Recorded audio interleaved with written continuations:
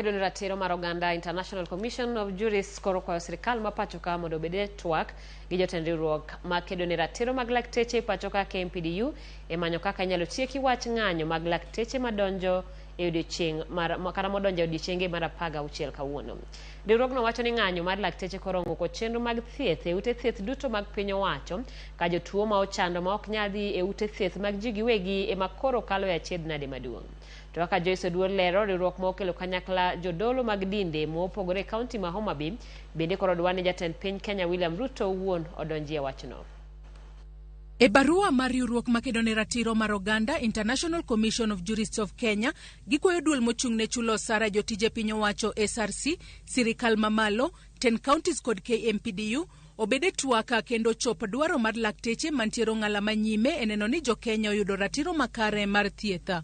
Twak makamano giwacho ni onego tim kod paro maliw kod chuny molendo mondo jo-Kenya kod lakteche duto oyud ratiro margi. Riwruogno bende kwayo SRC, sirkal mamalo kod 10 counties mondo neni lakteche duto moriwo nyaka lakteche ma interns ochulo sara maber maket kod tiegruok kod tich matek magitimo mar reso ngima oganda e pachoka.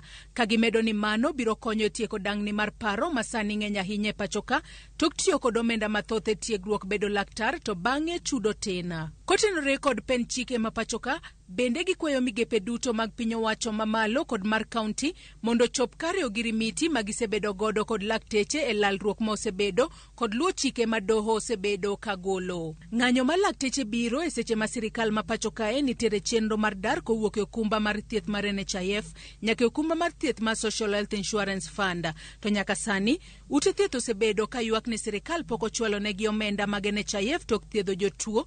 Gino momiyo ute thieth mag ji giwegi koro ochungo thiedho jotuo manigi kadi mar NHIF kendo koro jotuo manigi kadi mar NHIF chudo kowuok e ofuko margi. Kuom mano ICJ onyiso migawo mar omenda, NHIF kod migawo mar thieth mondo gol omenda duto mag NHIF monego chwal ne ute thieth mag piny owacho kod mag ji giwegi mondo jotuo manigi NHIF oyud thieth ma en ratiro margi. Riwruok makelo kanyakla jodolo mag dinde ma opogore e kaunti ma Homa Bay e ote margi mar Pasaka bende dwaro ni sirkal kod lakteche otwaga mondo tiek sandruok ma jotuo kale. One concerned nikech ywak mar jotuo osiptal mine makonyore jomoyudo masira ma ok nopango tho nikech sirkal kod daktere omaka men mar wach monego winjre mayot. Jodologo ka otelnegi kod jakomgi Bishop Abraham Wanda Odongo okoni ok gimor gi kaka piny owacho kod riwruok mar KMPDU osebedo ka bare wach ewi ng'anyo makamano to jotuo medo mana hinyore osuptende mag piny owacho. Wuodwa mwageno kabisa Dr. Tela wakwayi ni kata weche tek machal nade to bedie kod ng'uono mondo ine kaka nyithindwa sandore malit. Jo-Kenya sandore malit. Wadwa ni mondo doctors give the government giwinjwa mondo gikony ngima nikech gik moko ariyo maricho ok los ber.